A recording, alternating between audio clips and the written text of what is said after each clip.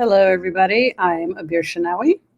Good evening, everyone. I'm Doug Handy, and welcome to Real Talk Art Space. Yes, welcome, everybody. So today we'll be discussing federal education equity with an award-winning journalist from the New York Times, which I'm excited about. And there's like 7 degrees of separation, as they say, with Mr. Handy. Yes, yes. So you might hear my guest refer to me in that manner. That's because we go back to when she was in high school, and it was my first year teaching. And when you start off as an educator, they try to rope you into as much stuff as they can in the building, because you want to be there, you want to help, you don't know any better. And one thing they asked me to do was to be the co-advisor of the senior class, and our guest was one of the officers of the senior class, and.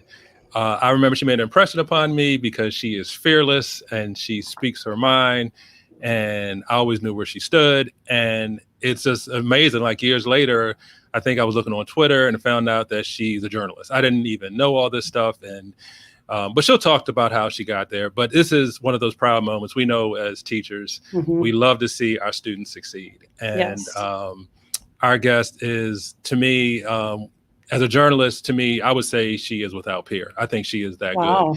And she reports on education. So it's just, that's how we've stayed connected, if you will, over the past few years. I've seen her speak on panels, talking about her work and some of the awards that she's received and been nominated for. So really excited to host one of my former students this evening. So very excited. I love it. It is nice to always see that as they say, you plant the seed and then you're going to go back and see what grows. Yes, and now you see the growth that's come out from that seed. So I think it's wonderful. And I'm excited to see that.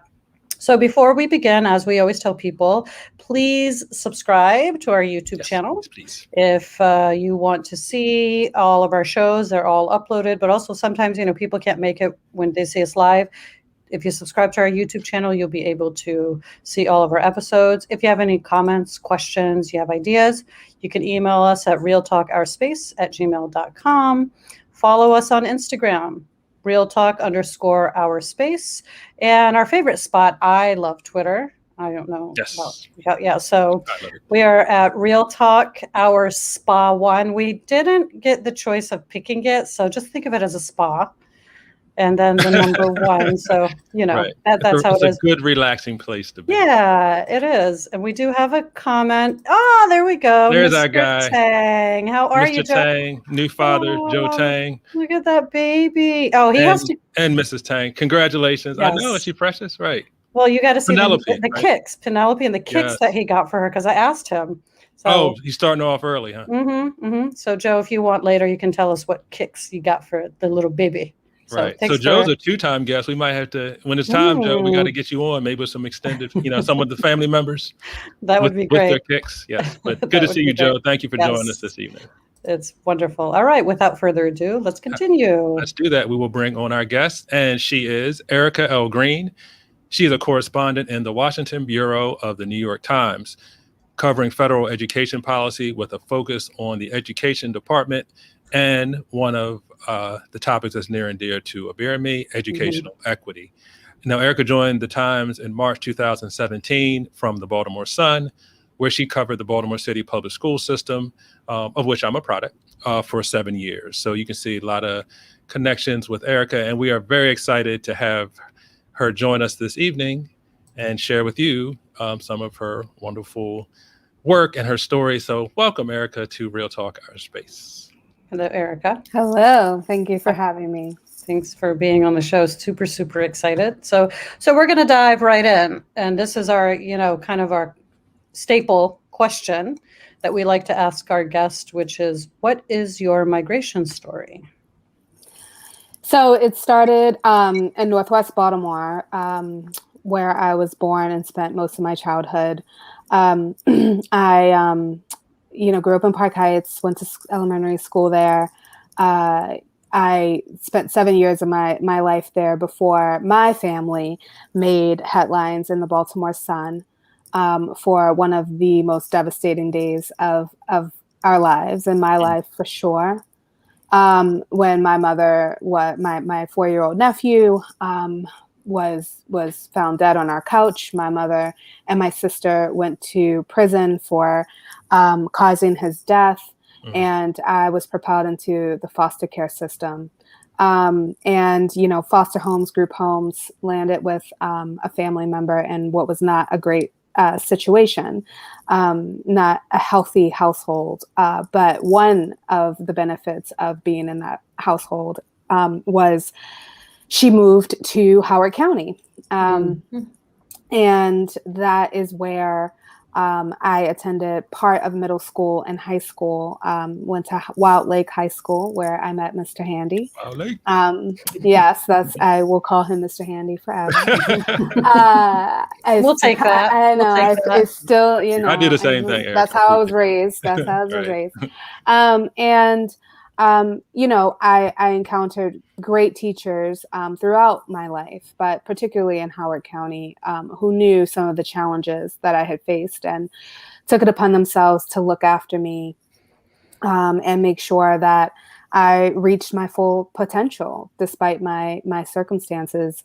And so Mr. Handy was certainly one of them. And that's where I learned the power of people, telling you the most basic benefit of someone telling you that you can be great. The challenges didn't stop when I got to Howard County. I had to switch homes a few times.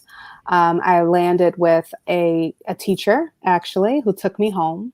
My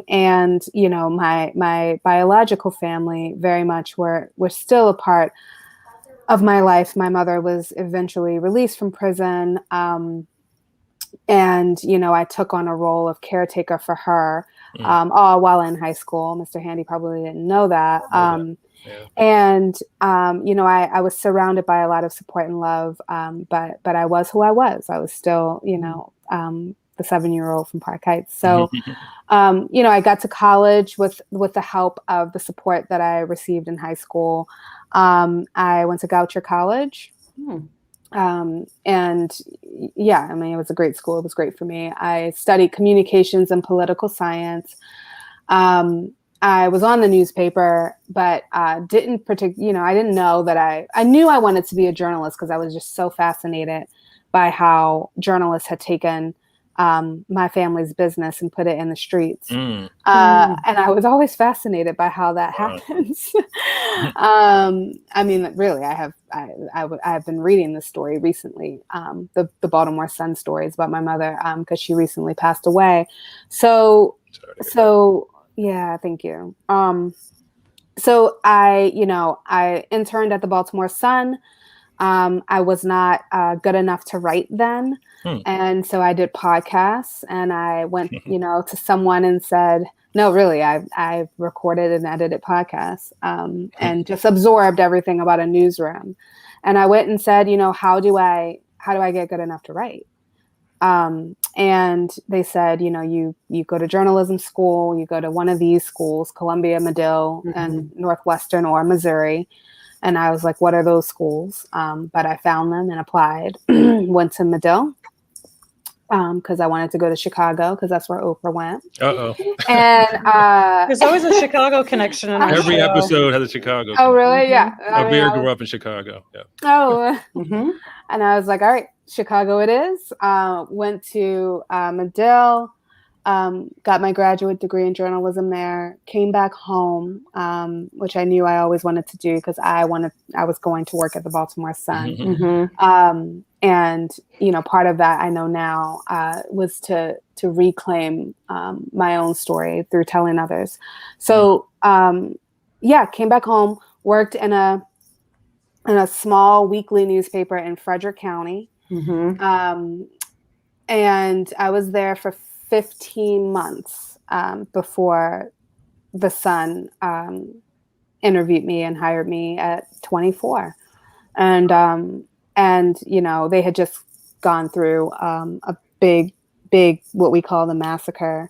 And I was, younger, cheaper talent at the time. I just went in and was on a mission, and I had no intention of covering education. I wanted to cover crime. That was a function of the fact that it's what I knew well, given given my childhood and my family background. I wanted to be the next like Edna Buchanan of Baltimore City, who is a revered crime reporter from Miami.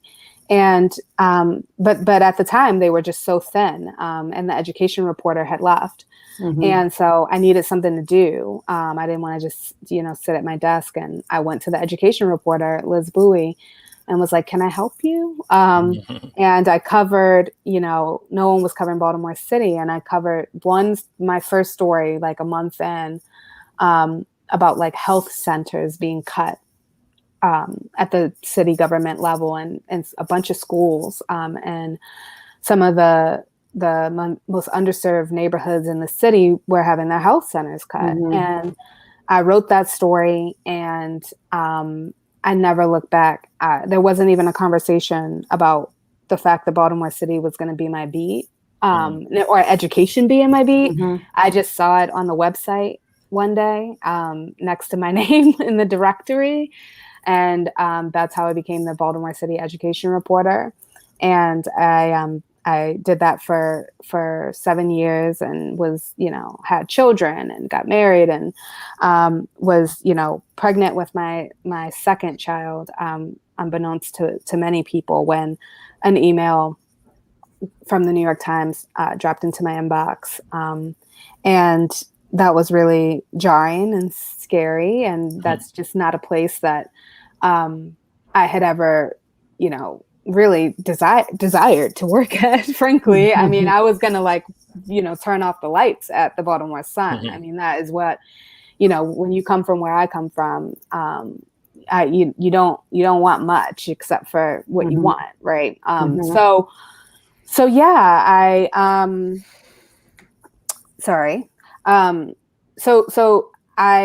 I was terrified, and I went through the process, and I tried to talk them out of hiring me. And I remember watching Betsy DeVos's confirmation hearing. And I was like, thank God I don't have to cover that. And a month later, there I was in Washington, covering that, assigned to cover Betsy DeVos, a local reporter, no national experience at all. And that's where I've been. I'm coming up on 4 years on the 20th. And it's been a ride. Never say never, right? Yeah. I mean, look, it's been, this is just one of those things that happen that you don't see for yourself, but you always realize at some point that so many others saw in you. So it's a blessing, and I don't take it for granted. And it's not the end all and be all. Right. I like to say I'm not a New York Times reporter. I'm a reporter who works at the New York Times. And so, but it's a huge responsibility. It's one I take seriously, but that's how I've always been. I operate the same way at the New York Times as I have as I did at the Baltimore Sun, as I did at Wild Lake, as I did in Park Heights. Right. So that's my story. And I love the reclaim my own story by telling others. I'm thinking about what we had our authors on a beer in the past, and just the importance of what you just said, Erica, and making sure that a lot of us, that's so important, because there's people who are willing to tell our stories for us, to misrepresent us, to erase us. Sometimes we shrink as people. So really love that statement. I appreciate that. And thank you for sharing that. Sure. And it's interesting because a lot of times we have our guests on and we become like friends of the show. So as soon as you said Chicago, like I said, you can, a beer is just over the moon. So it was so great. It was one of the most, it was a really great time in my life. I'm homesick for that city sometimes. Oh, great. I'd like to hear that. Yeah, it's nice. But I have to give you props for just sharing your story. And Doug, what's your famous phrase that we always coin? Yeah, there are no coincidences. There are no coincidences in life. And had you not moved to Howard, to county, you wouldn't have met Doug, and you wouldn't have had that experience. So, my scarf off to you for everything that you've done and you've accomplished, because it's amazing. It's amazing, your strength. And like I said, I'm going to bring your picture up because I'm going to mention this to people. When I first saw this, I was like to Doug, this is one fierce woman. Just look at her eyes. And it's true. And just telling your story, you did. So thank you for being on our show and sharing your story. I think it's amazing. Yep, we love it. Yep. Yep. And then we have greetings from Jalila. Jalila, hey, Hey, sister. Jalila, good to see you again. So greetings Yes. to you. And Erica, you touched on this a little already, but if you maybe you want to elaborate or, question about your upbringing and how it helps you achieve your goals. I think you gave us a very strong thread through your whole migration story. Is there anything else you want to add about the impact your upbringing had on, because I noticed how determined you were. Because I guess I would say when you left Wild Lake, I didn't know what you had in mind.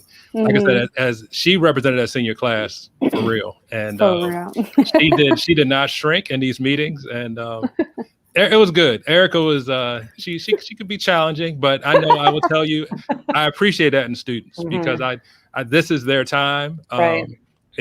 This is the time to push the envelope and to grow and learn what they have to offer. And Erica certainly was clear about that. But anything else you want to share, Erica, on your upbringing, how it helped you achieve your goals? Look, prom is very important.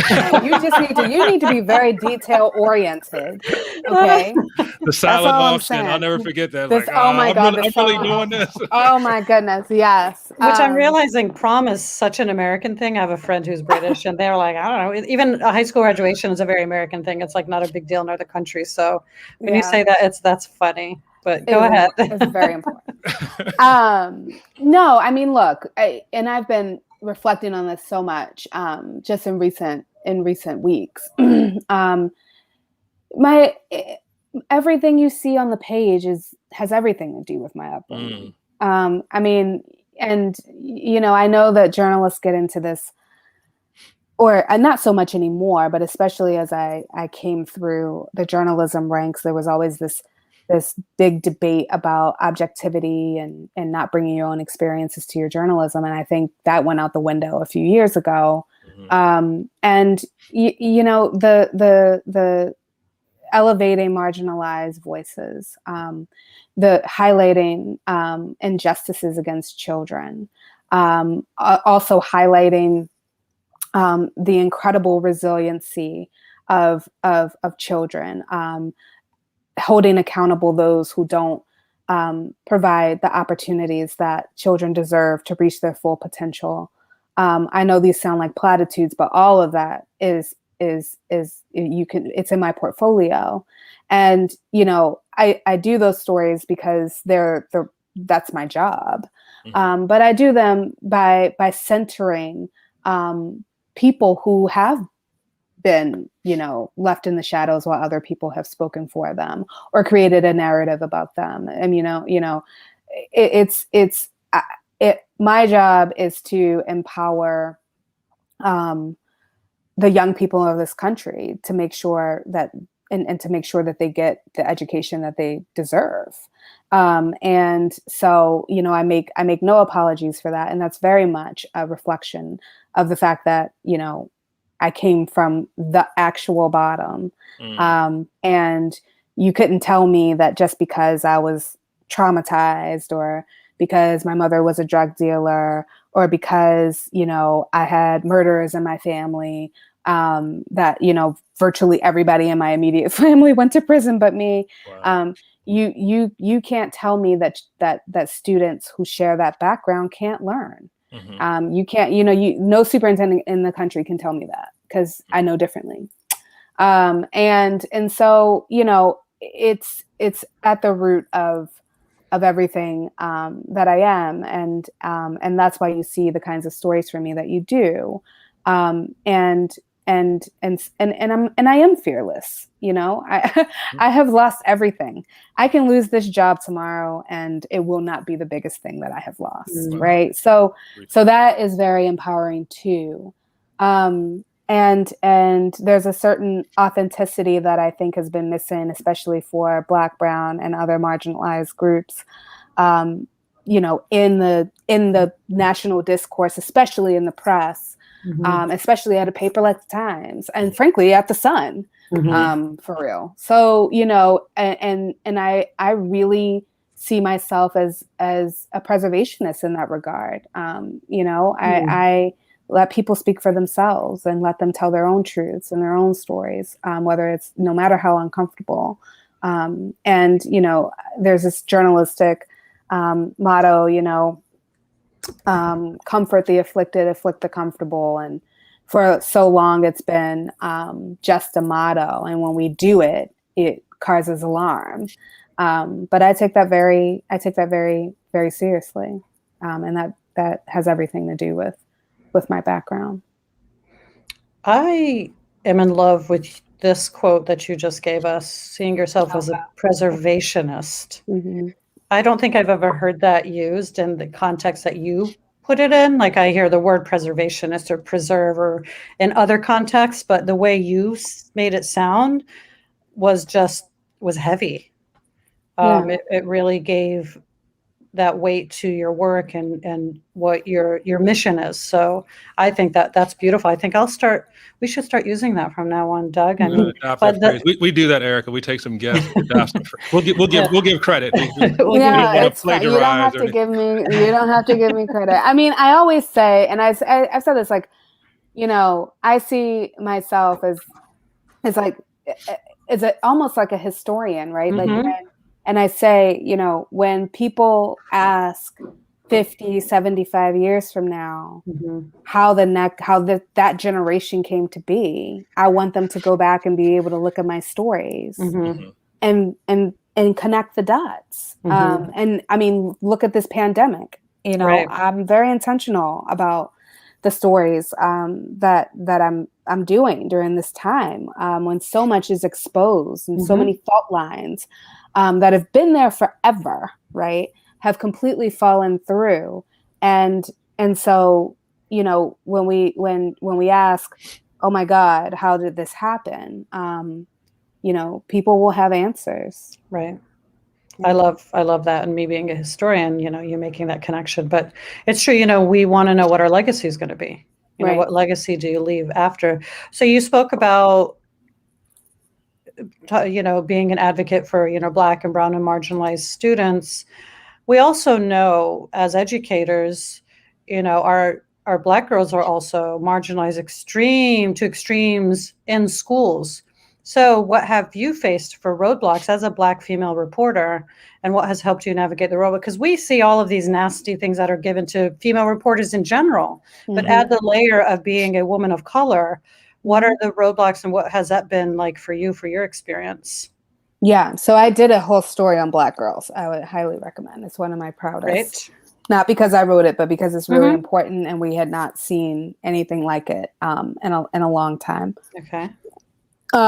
So, you know, look, from the moment I walk into most rooms, especially newsrooms, you know, I'm underestimated from the jump. I mean, and, you know, whether it's me walking into the Sun as a 24-year-old who had worked at a weekly, to walking into the New York Times from a local paper, a great local paper, don't get me wrong, but definitely not part of the Washington journalist bubble, because that's what those papers like Washington Post, New York Times, Wall Street Journal, all of them, they just swap people, right? So I bust on the scenes and everyone is like, who is this? And where did you find? And so, and you know, and I get the question, how did you get this job? And I know they're not asking me, I know they're not asking me to like take them through my application process. Right. They're actually asking me like, how the hell did you get here? I'm perplexed, and why am I not there? To keep it 100. So from, you know, I always I used to resent the fact that I was underestimated, and now I love it. I love that, you know, the dimples confuse people, and you know, people cannot take me seriously until the words hit the page, and then I got nothing to prove, you know, and so I wouldn't even see that as a roadblock. It's just something that I've faced my whole career. You know, Black reporters, particularly Black female reporters, and me included, we are held to a different standard. We are heavily scrutinized. People are looking for motives everywhere.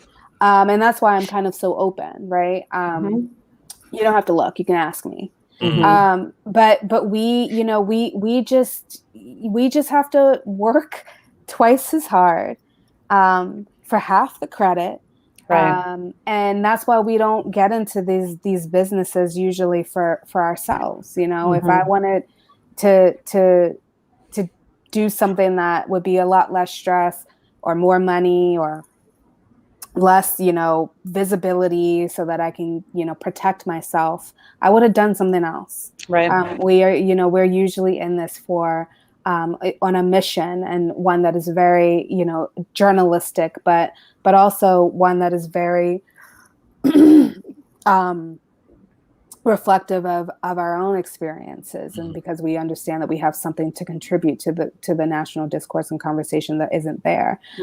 So I think about, you know, I consider myself lucky, frankly. I think about my peers and my mentors, like Nicole Hannah-Jones, who, I mean, I do not know. I know I would have probably left this business if I had to deal with the level of vitriol and hate and and not just criticism, hate that she has to deal with for doing her job. And so and that, again, for her, it's not, you know, a roadblock. She very much stands in her truth, and she pushes back, and she's unapologetic about the incredible history that she is documenting. But it takes a toll. We are human, and that is like the Black girl experience in general. Like we're seen as tougher and able to weather a lot of the scrutiny and a lot of what comes at us because we're Black women. And that just goes back centuries, right? But it does take a toll, and we swallow it. And I would just say, for me, it's all about the next story. Like, I have nothing. I just really have to keep in mind that my commitment is to my work, and to excellence, and to do right by people, and this democracy, and that's it. So any roadblock, and also, I mean, look, again, I have been through more than mean tweets. So, so like it takes a lot. They don't know who they're messing with, right? They're not going to get to you that fast, that easy. Yeah, I mean, sometimes every once in a while, I'll take the opportunity I will get in a back and forth. I will get in a Twitter fight, but I really do pick and choose, and I do it when I feel like I can add something, you know. And what I mean is, you know, I did a story recently on children committing suicide during the pandemic. I mean, never in my career did I get the kind of response negatively. Really? Why so? Oh my God. I mean, because it was just such first of all, it's an emotionally charged issue in general. Suicide is just, no one touches it for this reason, right? And then you add the politicization, the politics of reopening. And it just, like, people lost their minds. Like, I wanted, you know, by writing about dead children, I wanted to kill teachers, or I wanted to. I mean, again, this is the assigning of the motives, right? Like, I was used by a superintendent. Interesting word choice, isn't it? I was used because I must not know any better, right? It's crazy. But yeah, it just really struck a chord, I think. Because of the time we're living in, and people just used it to whatever advantage they wanted to use it. And I just had to, you know, in those situations, I usually just turn off the internet, let the work speak for itself. But I couldn't. I said, you know, look, it was like, well, 18 kids killed themselves this year, but that's about the same amount that killed themselves 3 years ago. And I'm just like, wait. I was like, oh, I'm sorry. should I have not written about these kids just because of the other kids? I mean, it was just, I just sometimes need to like swoop in and like provide like some clarity and remind adults what we're talking about here. And sometimes I do it because I do have, I engage because I do have a platform and at this huge institution, and so many other reporters don't, especially female reporters. Like, they don't, it's hard for them to cover certain stories because they experience this intensive backlash in their communities. And if I come in and just go in on people and provide some cover, it checks people. It makes them think about how they engage with journalists who aren't at one of these elite institutions. Right. And check out Erica on Twitter, because she, the paper has this wide circulation. She has tens of thousands of followers, and it's interesting. I always like how you intro a piece, Erica, and then I'll see what you say and I kind of read it and check it out. And like I said, outstanding journalism. And I've seen a couple of those Twitter skirmishes that you've gotten into. Yeah. You mentioned Nicole Hannah-Jones with the 1619 Project. I was reading a lot of that, just her constantly being on the defensive. And like you said, always having the agenda. And it reminds me of what we heard from, we had some Palestinian American authors, and we were talking about how, any writer of color, it seems, has to have some agenda. They can't be objective. And I'm thinking about you as a journalist, right? So there's no way you could objectively report on something. Right. Like you said, you've been used, or there's got to be something nefarious going on. And I also think about people talking about, when the house is on fire, do you blame the person that told you the house is on fire, or do you try to get some help to put that fire out? So I can imagine the journalist, you being in that lightning rod position almost at all times. So it's crazy. I mean, I do have examples. I will say I do have examples of my pieces being criticized and my white colleagues who wrote the same story the same way. No one mentions that. Right. I mean, I have collected a couple over time just to make sure I'm not crazy. But like, it's because that's what we have to do, right? We're always and I haven't called it out. I mean, because it's too much energy, right? But like, there have been times when we have written almost identical stories, and my white colleagues at other outlets just don't, they're not assigned an agenda. By the way, I was not the first person to report on the Nevada suicides either. That appeared there was a section on the Nevada suicides, and the same superintendent, the same numbers, the same linkage, because it was about the mental health of kids during the pandemic, in the Washington Post 4 days before my story ran. 4 days. I mean, you're talking about something that's almost across the board in in all of the professions, Erica, where it's like women of color are set to a different standard and set to a certain scrutiny. Yeah.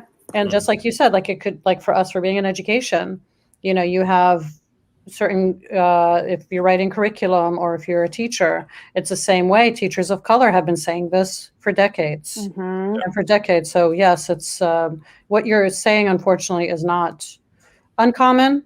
And I think it's what you said earlier, though, about your strength and how you continue. It's kind of like a catch-22 for those who want to break you, but then they know they can't break you, but they are jealous and envious of your strength. But at the same time, they try to get to your strength. It's this weird dichotomy of their own, psyche of how they want to analyze women of color. So I think everything you said, like I said, is not uncommon for women of color in many professions. No, not at all. Not at all.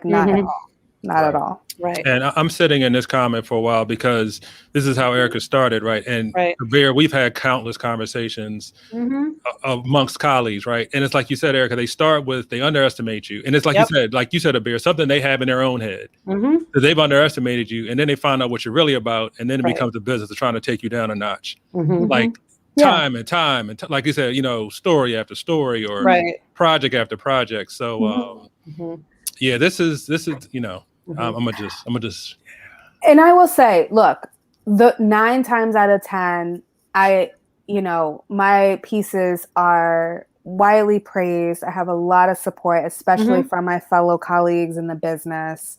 And just from, outside sources, people I cover, even if they don't like a story, they think I'm very fair. So I do unfortunately count myself among the lucky ones. But I think that that's just because I'm super consistent and authentic. Like I'm not out for anything other than what's on the page. And and so I'm really lucky in that regard, and it feels really, really good. But I also just don't get too wrapped up in that either. I don't do anything for praise. You can see if you go to my Twitter, which is I actually kind of took a break. So if you go now, it's a little dormant, but I'm not like looking for Twitter fame. Like I will just tweet a story because there is an audience there that gets their news and looks out for those stories. But I just try not to get too wrapped up in the negative nor the positive reactions and because it can drive you crazy. And I also, it's a protective measure because I don't ever want to do this for any other reason than what I got into it for. And people can start to get wrapped up in what other people think of them and expect of them. And I just can't do that because then I won't be me. Right. So let's talk about the stories a little bit more then. Yeah. Do you have some favorites? Any favorite stories or investigations? You got, like, say, your time at the Sun. Yeah. At the New York Times. So at the Sun, I mean, I just love my every day at the Sun. I mean, I just, I will say one of my two favorite stories. The first was we call it my breakout story. It was like for 2 years I had just been doing my due diligence and like really covering my school board meetings and like really trying to just do a good job of covering education and learning how to cover education too, right? And then I did a story about the use of procurement cards or P cards by North Avenue, which was headquarters in Baltimore. And it was just how administrators use their P cards. And it was off the chain. Like it was looters. Do tell. What were they using for? Oh my God. That story was completely out of control. It was like, and it's funny because I will never forget, I had started it and I was like so overwhelmed and it took me a while to do it. And someone there, one of my people were like, well, the superintendent just feels like you've run out of steam on this story, because it had taken me a while. I had hundreds of credit card documents. I had to go through them all and highlight like line items, like bills. Right. And it came out on the first day of school. Oh. Wow. That was not my choice. I thought that was very tacky. No coincidences in life. Come on now, right? Erica. Come on. I swear. That was strategic. I was like, please just don't do this. It's about the kids. So, but that was a story. Yes, because it was scandalous. But it was also accountability, right? And I didn't just cover like, yes, okay, I covered like the stuff they spend stuff on. But, in the subsequent stories, because I did a couple more, I always equated it to like, they spent this much on this. This could have fed 200 kids. Wow. Like, oh yeah, I was so, and that's what I'm saying, right? Like it's never about me or trying to take anyone down, but it was a big accountability story, and it really did put North Avenue on notice. And so so the next board meeting, I was walking in, and one of the administrators was in the parking lot, and she just was like, hide your kids, hide your P cards, Erica's coming. And like, from then on, every time I walk up, they're like, what you want? What are you doing? What are you looking for? What? But I had a great relationship with them because I was, super fair and consistent. And another one was a story. It was part of a series of stories I had done on the juvenile justice system in Maryland. And it was one that landed like at the end of the year, and it didn't get that much attention, but it was I had followed a young man who had been in a facility, and I'm blanking on how many days. It was he was like, though he had been locked up longer than any child in Maryland ever. And it was this judge who had just kept him in, like refused to let this kid go. His name is Michael, and I'm like going to look it up because it was, I want to say 847 days, but, and he was in, and this judge was a problem. So we were already on to him, and once he was finally released, I followed him for a year. And I followed his family for a year and saw how I was like, how does a young boy who went in at 13 and got out at 16, like function? And it was, and if you read it, we just lay it out like month by month and like these turning points, and ultimately, spoiler alert, he just couldn't do it. And he went back in, and he was institutionalized. And it was just a really powerful narrative and example of what systems do to children and to families, right? Because when you break a child, you break a family too. Right. And you multiply that by how many kids are in the same boat, maybe not as long, but long enough. And so that was one of my favorites and most impactful. And at the times, I mean, the Black girls story, the school discipline story about Black girls and what they endure was definitely a moment. That was a very big deal for Black girls and Black women in this country. What's another favorite? I always hesitate with this question because I don't want to play favorites. Right. But like, I mean, that was a big one. I would say the T.M. Landry story was huge. The story about the school in Louisiana that had the viral videos of kids getting into Ivy League colleges. Oh, yes.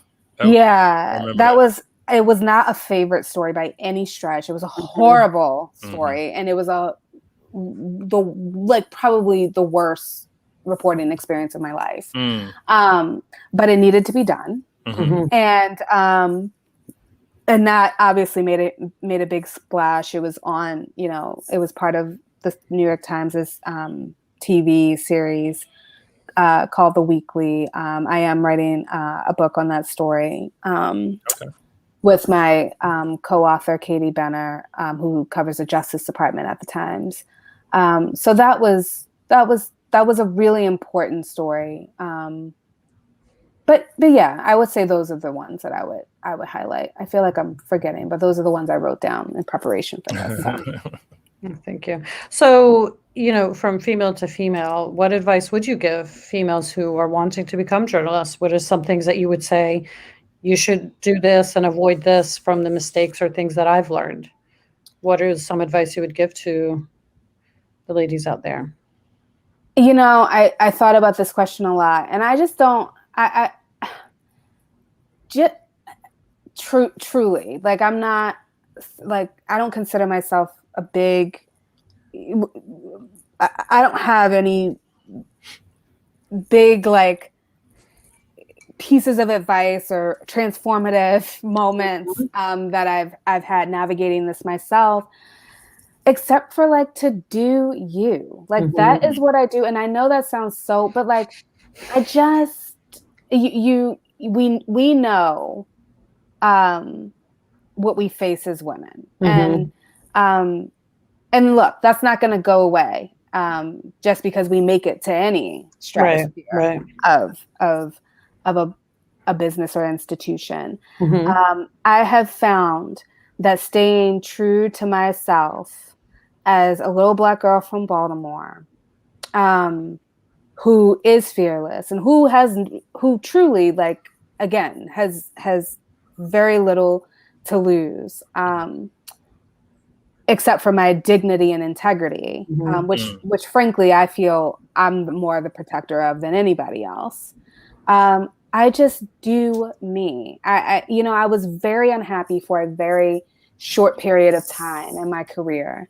And that's important because I truly don't think I mean, I could do other things, but I just can't even imagine what I would. I think I would be like a really good executive assistant because I'm a really good planner. But I was very unhappy for about like 6 months, and it was because I tried to conform, and I tried to do what I saw happening around me.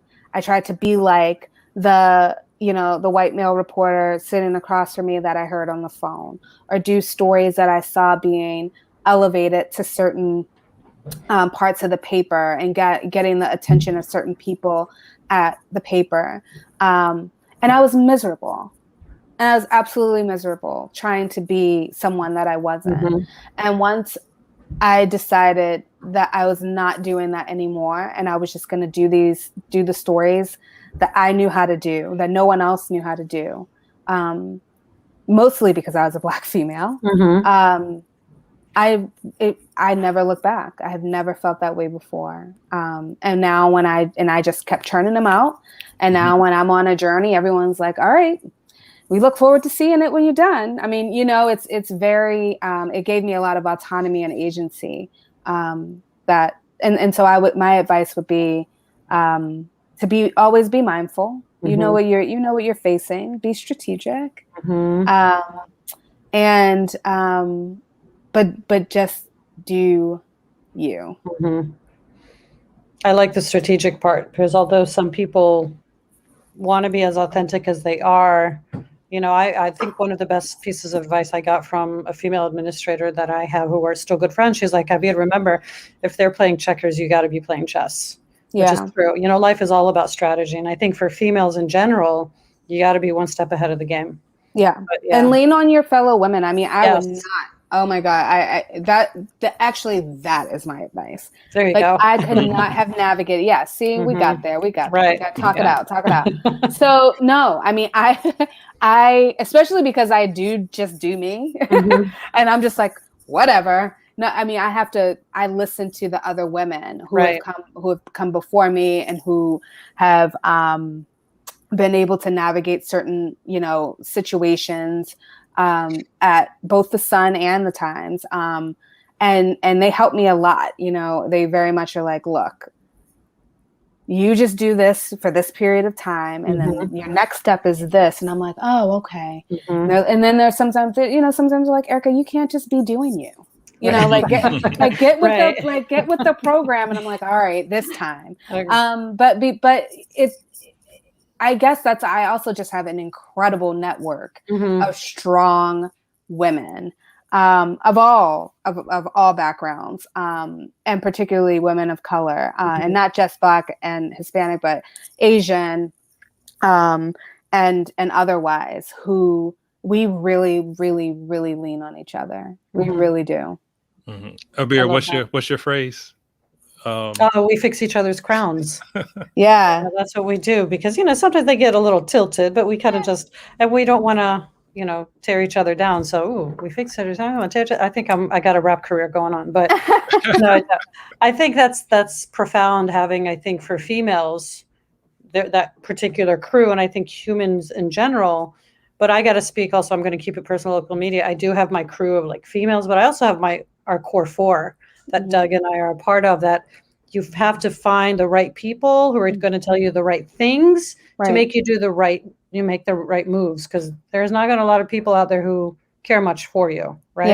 Yeah. So you got to be, going back to the strategic about that. So, I collect them. I mean, with some, there are days that I'm going, even just having lost my mother, like I'm going through it right now. Like I cannot get through through days Right. sometimes, or stories where I'm just like, I'm not feeling it. Like, tell me.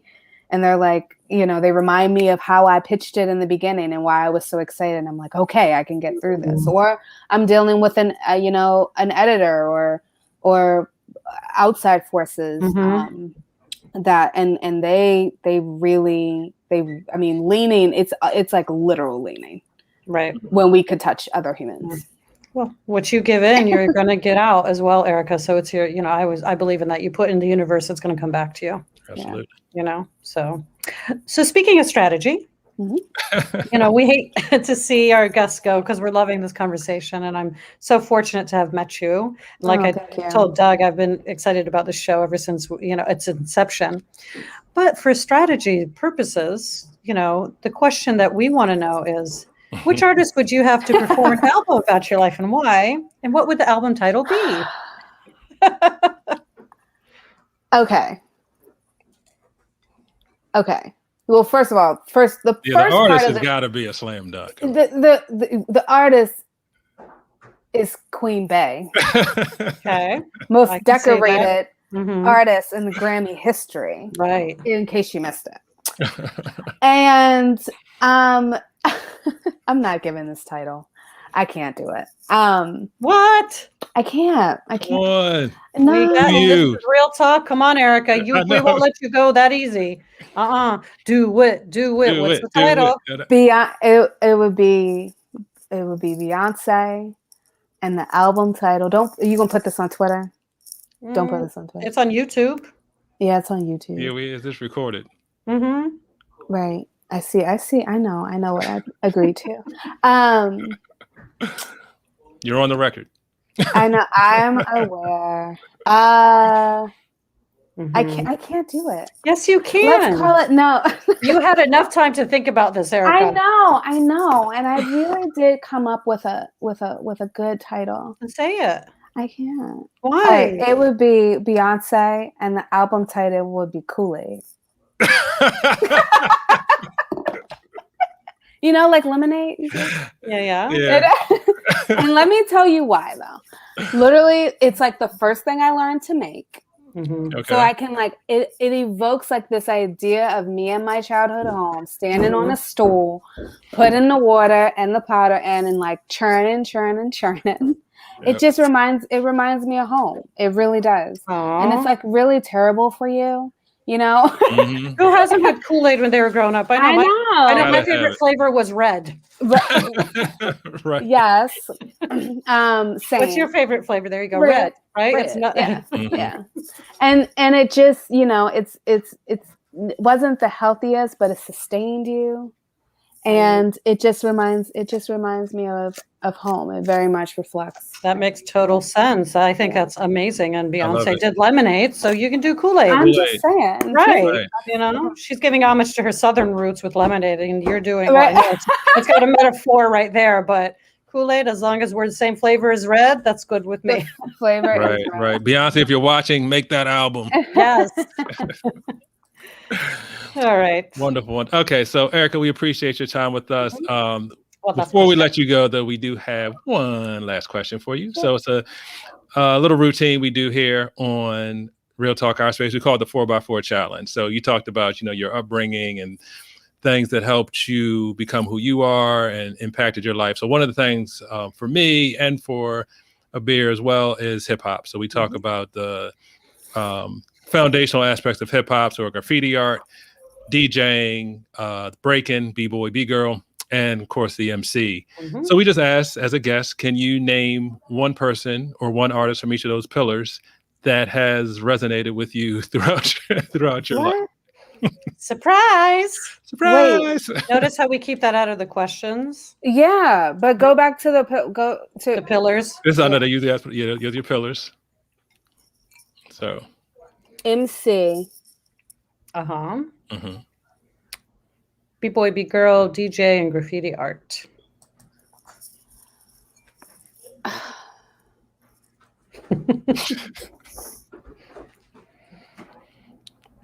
I was not prepared for that. MC, like lyricist, we know that. A straight up MC. I know you're like that's the point. Right.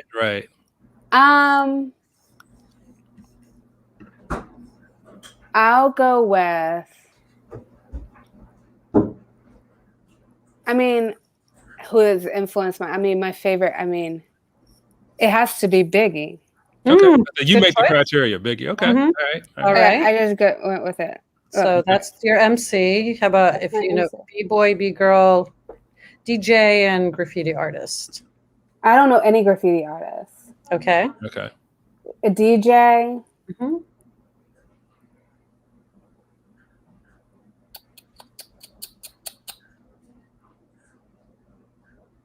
All right. But this is very Baltimore. Okay. Okay. K-Swift. Nice. Oh. When she said Baltimore, I can see it come. We got yeah, we had this vibe of the women power energy running through here. Love it. K-Swift, stand up, Baltimore legend. I know. And then finally is the Rest in peace. B-boy, B-girl. What's B-boy? So breakers, break dancers, I guess the term breaker, and we try to, I think Erica's much younger than we are. So yeah, like, what's right. B-boy? I don't know.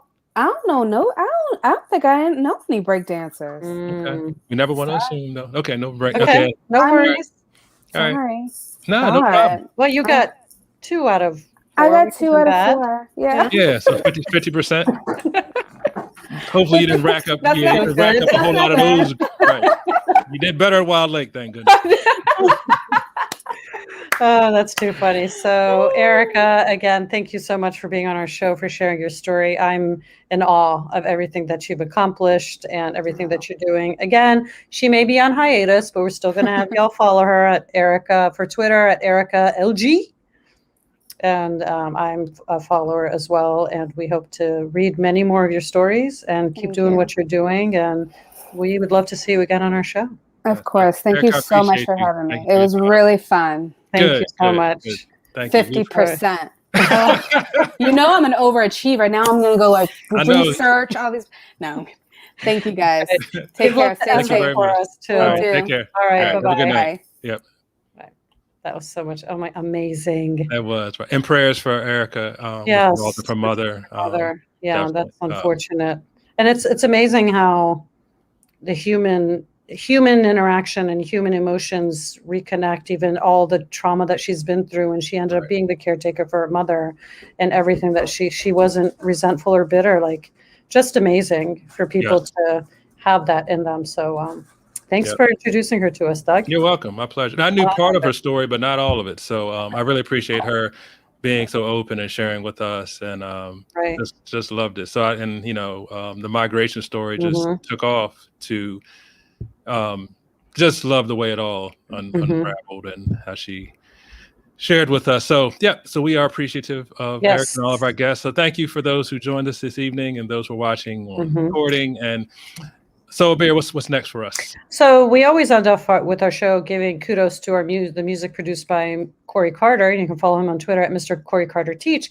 And our next episode will be on March 30th, when we will welcome our friend and colleague and fellow educator, Corey Carter, and the producer of our intro and outro music. We will also discuss what he's up to, what he's doing. That's also the hip hop episode. So I'm sure him and Doug are going to really go. But he'll also talk about what he's doing with male educators as well with his, which I'm excited to do. And March 30th, we'll also discuss how we're going to be taking a brief hiatus just so we can recollect. And also the month of Ramadan is coming up. So it's just going to be a month of reflection and just taking a little bit of a break, and then we'll be back stronger and better than ever. Yes. So love it. Yes. So it's always nice to see you, my friend. And thank you to everybody tuning in, and we'll see you guys in 2 weeks. Yep. All right. Good night. Take care. Good night, everyone.